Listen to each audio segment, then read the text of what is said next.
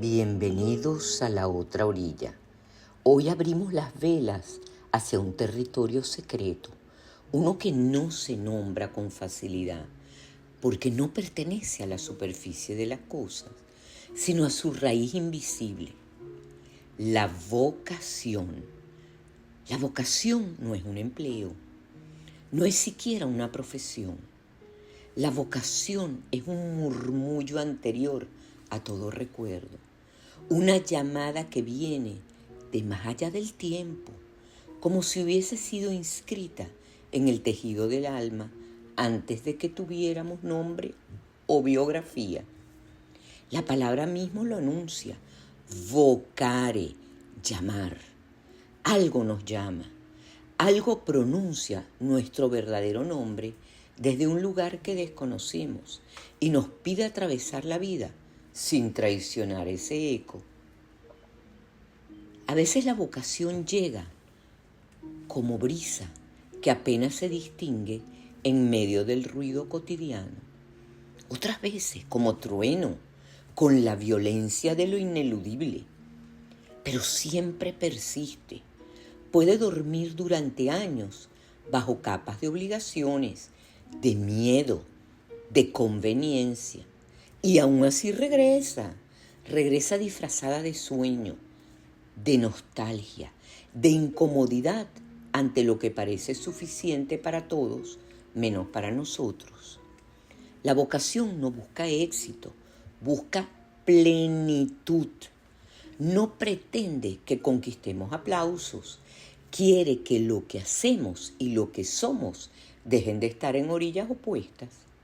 La vocación no es la pregunta ¿en qué puedo trabajar?, sino la certeza ardiente ¿qué vine yo a entregarle al mundo?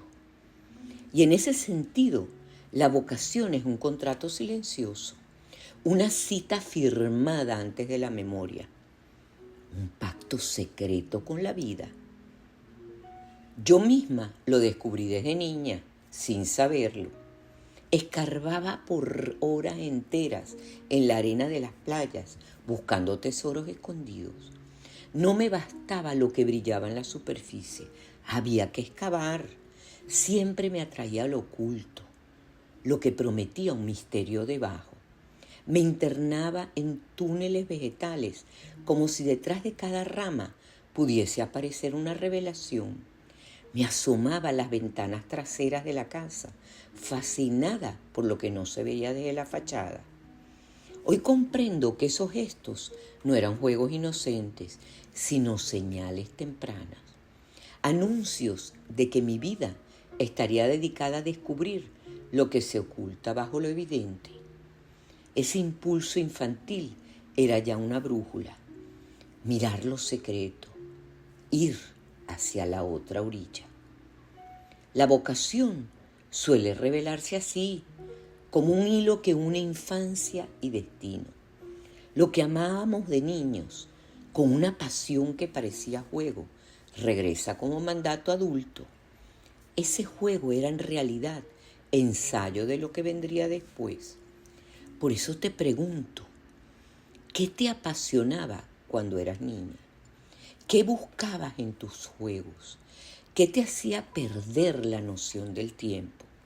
Allí, en esas respuestas, suele estar la primera huella de tu vocación. La vocación es semilla.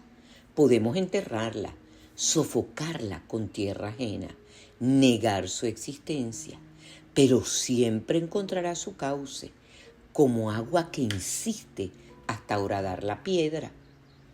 Podemos taparla con justificaciones, con frases tales como, bueno, ya es muy tarde, ahora debo ser realista o eso quedó atrás.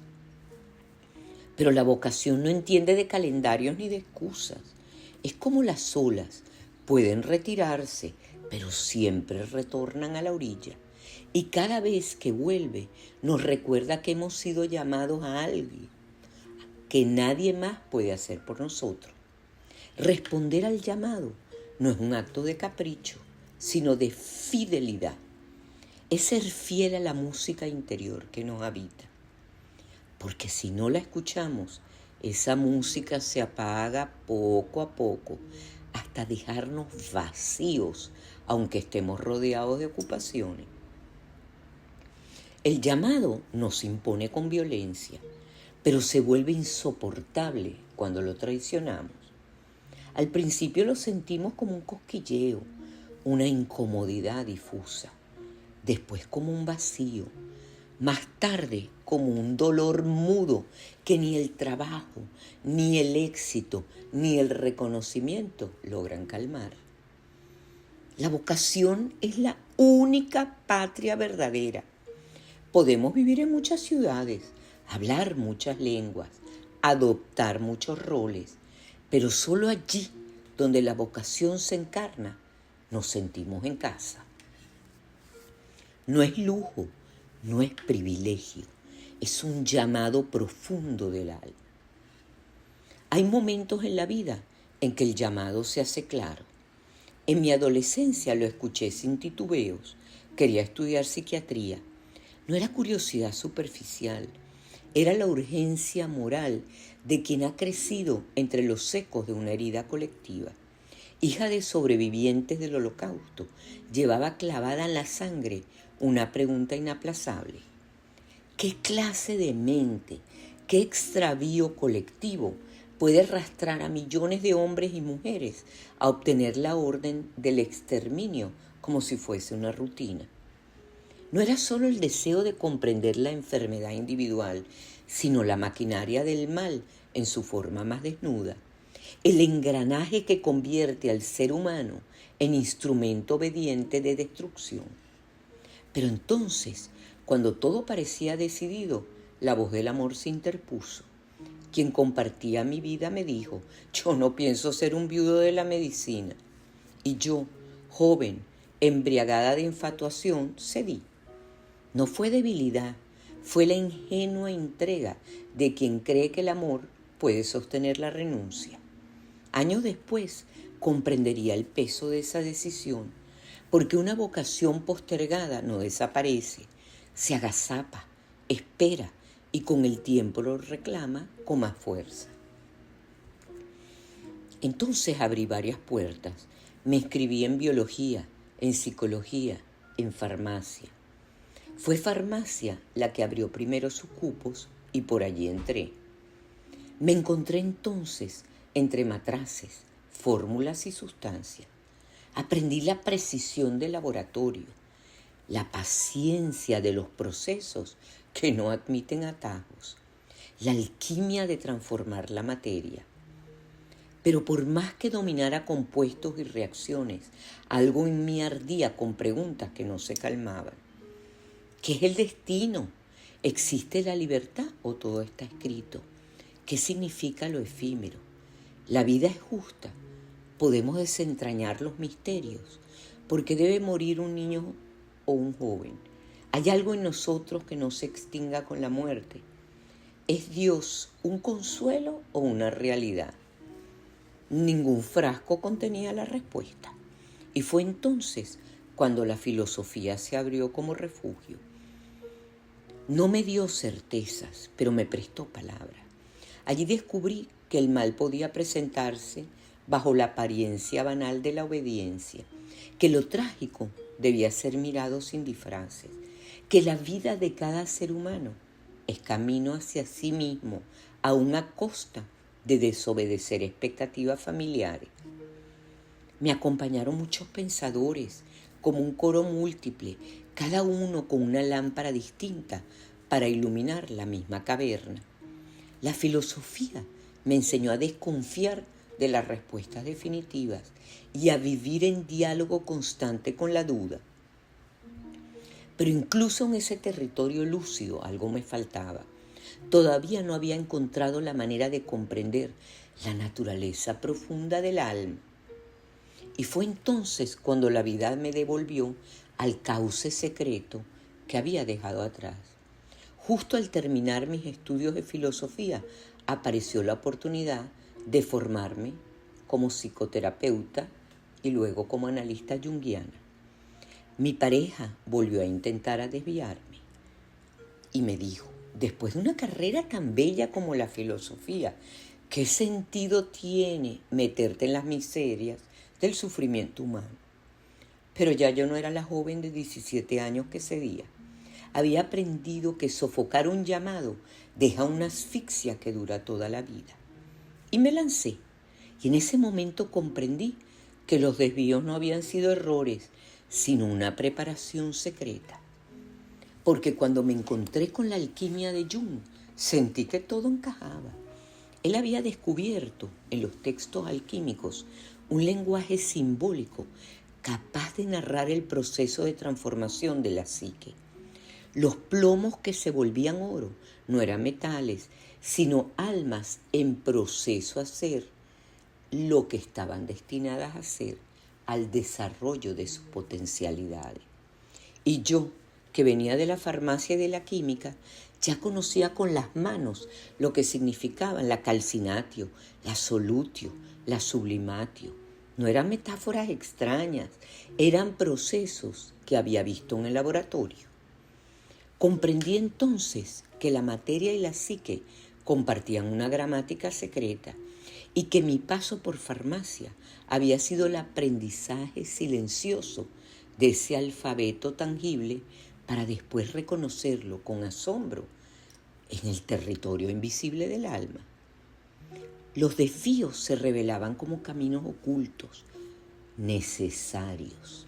Lo que en su momento dolió como renuncia se transformaba en pasaje hacia una sabiduría más honda. No he sido la única en vivirlo. La historia está llena de destinos torcidos que terminaron revelando un centro secreto. Nietzsche fue destinado por su familia a ser pastor, a estudiar teología, pero escuchó otra voz y abandonó ese rumbo seguro.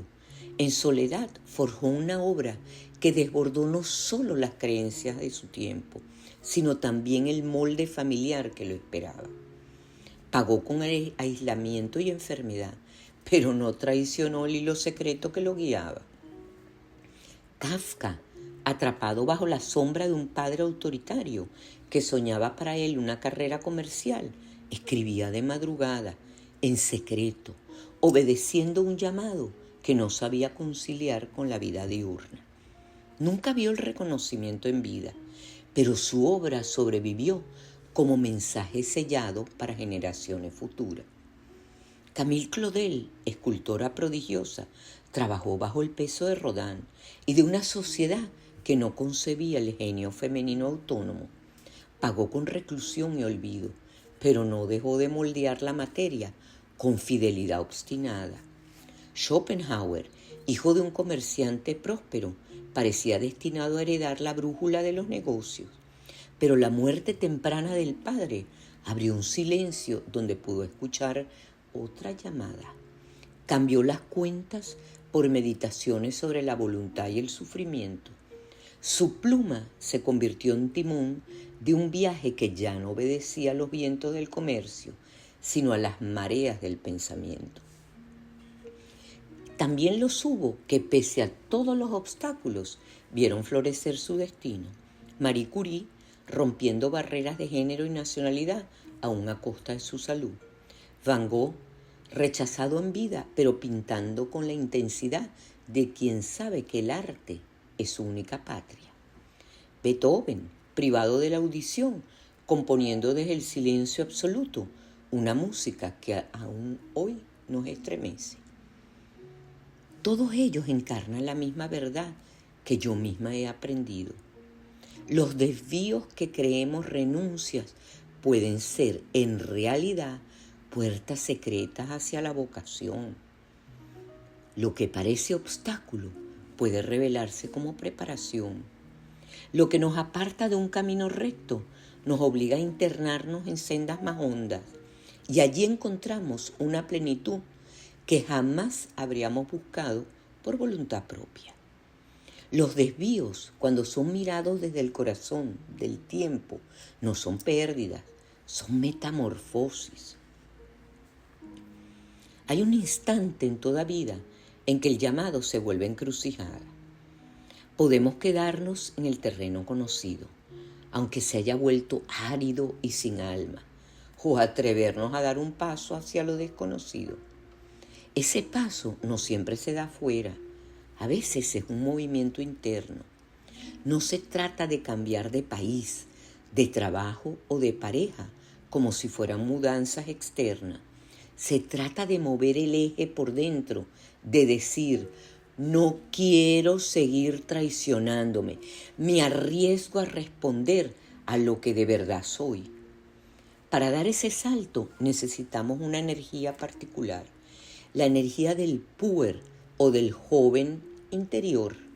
Y no me refiero a la edad, sino a esa chispa viva que habita en cada uno y que se atreve a experimentar. Es la energía que impulsa a un adolescente a enamorarse, aunque sepa que pueda sufrir. Lo que lleva a un artista a pintar un cuadro, aunque nadie lo compre. Lo que empuja a un hombre o a una mujer a reinventarse, aunque el mundo alrededor diga, ya es demasiado tarde. Cuando esa chispa está encendida, la vida sigue siendo posibilidad. Pero también existe otra fuerza dentro de nosotros, la del Cénex, la del viejo interior. Y no me refiero a la vejez como años, sino a esa rigidez saturnina. Es esa parte que quiere controlar todo, que teme equivocarse, que prefiere repetir lo conocido, aunque ya no le dé sentido. Es el guardián de la costumbre, es el que nos dice, quédate aquí, no te arriesgues, no cambies, es mejor malo conocido que bueno por conocer. Esa voz tiene su valor, nos da prudencia, nos da raíces, pero cuando domina por completo, se vuelve peso muerto, nos encierra en una rutina estéril y poco a poco apaga la luz de la vida. Para dar el salto necesitamos equilibrar ambas energías, un poco de la sabiduría del viejo para no ser ingenuos y mucho de la vitalidad del joven para no quedarnos petrificados en lo seguro. El salto de la vocación no se da con garantías, se da con confianza, como quien cruza un puente que no existe todavía, confiando en que aparecerá mientras camina. Hay una imagen que lo expresa con fuerza, es la carta del loco en el tarot. Y yo no hablo de adivinación ni de supersticiones. El loco es un arquetipo universal, un viajero que se lanza al camino sin certezas, con un atillo pequeño y un paso confiado hacia un horizonte que desconoce. Camina con el corazón abierto y los ojos brillantes, aunque nadie pueda prometerle un final feliz.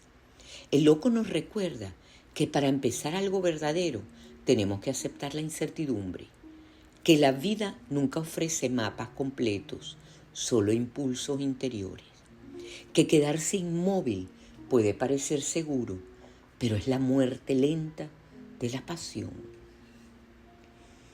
Cuando estamos frente al umbral de una decisión importante, como cambiar de trabajo, rehacer la vida, escuchar un llamado profundo, suelen aparecer estas preguntas. ¿Me irá bien? ¿Tendré éxito? ¿Vale la pena el riesgo? La verdad es que nadie puede responder con certeza.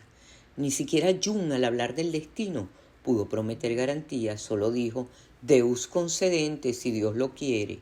Pero lo que sí sabemos es esto: si no damos el salto, permaneceremos atrapados en una existencia que ya no nos sostiene.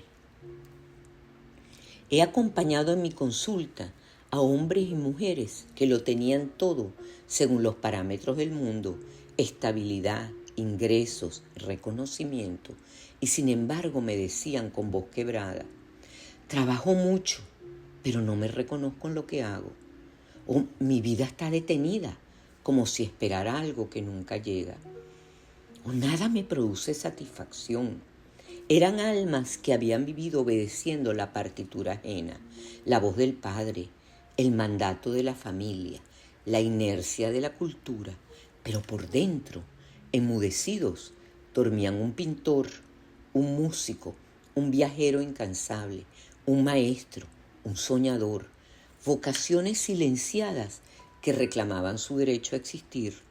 Recuerdo una ingeniera brillante, hija obediente de un padre que había diseñado para ella un camino de fórmulas, cálculos y certezas. Cumplió las expectativas con rigor y disciplina, pero en sus noches, durante su sueño, comenzó a visitar una figura inesperada, la energía del loco. Soñaba con colores vívidos, con el abandono de la casa paterna, con la luz atravesando las hojas del bosque que le devolvían otra mirada al mundo. Al principio lo vivió como una locura que debía ocultar, pero poco a poco comprendió que aquella voz era la semilla dormida de su verdadera vocación. Abandonó la empresa que día tras día le sofocaba el alma, después de muchos años de trabajo, y se entregó a estudiar fotografía. Sintió entonces que la vida, en un gesto inesperado de gracia, le estaba regalando otra oportunidad. No una segunda vida, sino la verdadera, la que había guardado en silencio desde siempre. Y en cada imagen que capta hay un destello de ese renacimiento, una luz que devuelve al mundo lo que antes le estaba negado a ella misma. He visto esa escena repetirse con rostros y formas distintas. Un médico que en realidad era poeta, un ejecutivo que llevaba dentro un escultor, una mujer que soñaba con recorrer el mundo cuando todos le pedían que se quedara en un escritorio. La vocación no muere, espera. Y cuando el alma ya no soporta la farsa, empieza a golpear la puerta en forma de vacío, de tristeza sin nombre, de sueños insistentes. Y si tenemos el valor de abrir esa puerta, aunque sea tarde, aunque tiemble el suelo, descubrimos que siempre estuvo allí esperándonos. El poeta Mario Benedetti lo gritó con toda claridad. Su poema No te salves es un himno contra la inercia, contra la tentación de vivir en la orilla, muerta del miedo. Escuchemos sus versos. No te quedes inmóvil al borde del camino. No congeles el júbilo. No quieras con desgana. No te salves ahora ni nunca. No te salves. No te llenes de calma. No reserves del mundo solo un rincón tranquilo. No dejes caer los párpados pesados como juicio. No te quedes sin labios. No te duermas sin sueño. No te pienses sin sangre. No te juzgues sin tiempo. Este poema es el espejo de la vocación. Nos dice, no te protejas demasiado. No te refugies en un rincón tranquilo. No te traiciones con una calma que en realidad es resignación. Porque vivir no es salvarse de la vida, es entregarse a ella, con todo lo que trae de riesgo y de pasión. Seguir la vocación es justamente eso, negarse a vivir a medias, negarse a mantener la música apagada por miedo a desafinar.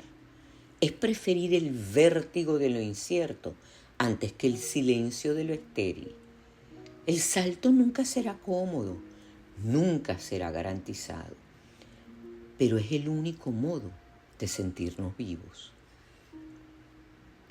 No hay destino más trágico que morir con la música todavía dentro, con esa melodía no compuesta, ese libro no escrito, esa palabra no pronunciada, esa caricia no entregada.